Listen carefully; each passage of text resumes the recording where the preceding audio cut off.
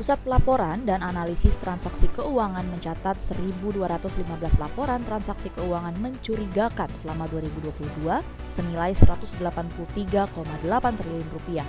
Kepala PPATK Ivan Yustiavandana menyatakan pihaknya melakukan permintaan informasi kepada pelapor sebanyak 3.990 informasi yang mayoritas adalah penyedia jasa keuangan. Rinciannya, penyedia jasa keuangan bank 3.158 permintaan, non-bank 821 permintaan, dan regulator atau instansi lain sebanyak 11 permintaan. Selain itu, Ivan menegaskan, risiko terbesar sumber dana pencucian uang masih diduduki oleh tindak pidana korupsi dan narkotika. Dari hasil pemeriksaan PPATK, ada 275 laporan transaksi keuangan mencurigakan senilai 81,3 triliun rupiah.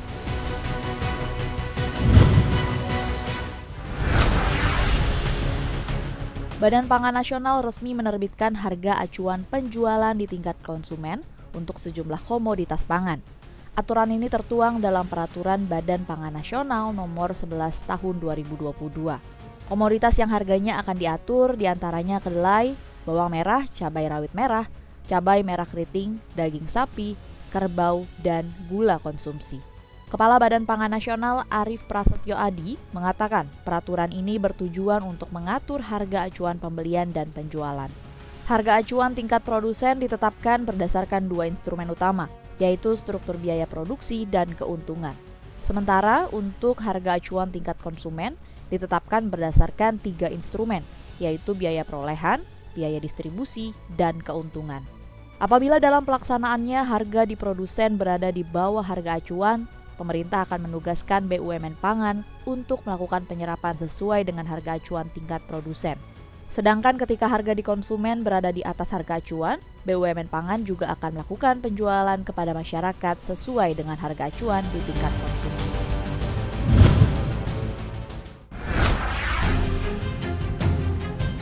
Harga minyak kelapa sawit melanjutkan rally tajamnya sejak 27 Desember 2022 lalu. Salah satu sentimen pendorong kenaikan harga CPO adalah China yang akan memudahkan akses masuk bagi wisatawan, mencerminkan adanya pelonggaran terkait kebijakan Zero Covid. Dalam sepekan, harga CPO melesat 3,99% secara point to point.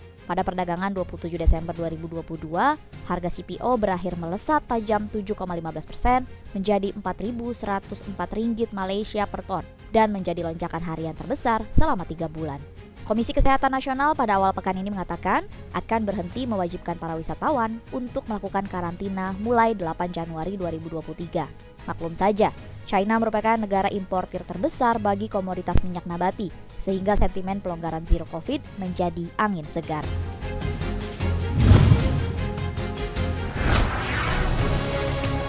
Presiden Rusia Vladimir Putin menandatangani dekret yang menyetop ekspor minyak ke negara G7 dan sekutunya.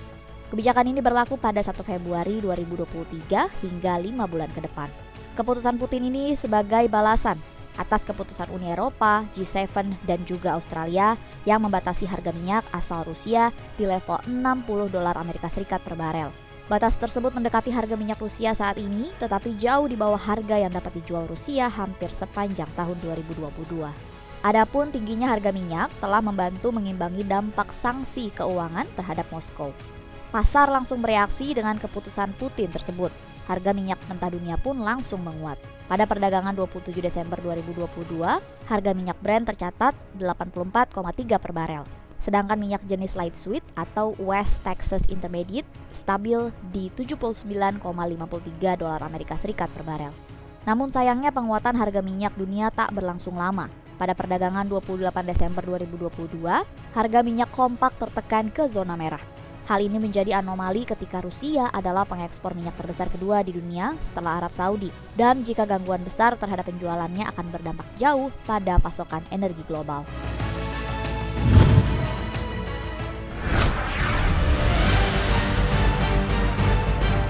Elon Musk kehilangan kekayaannya secara akumulatif $660 miliar Amerika Serikat.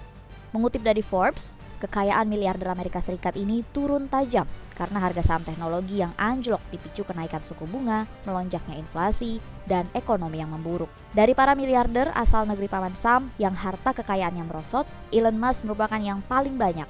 Kekayaan bos Tesla ini turun sekitar 115 miliar dolar Amerika Serikat atau setara 1.794 triliun rupiah hanya di tahun ini.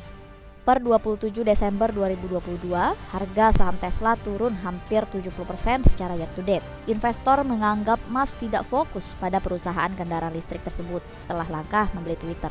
Meskipun kehilangan posisinya sebagai orang terkaya di dunia tahun ini, Musk masih menjadi orang terkaya di Amerika Serikat dengan kekayaan bersih hampir 139 miliar dolar Amerika Serikat pada 27 Desember 2022.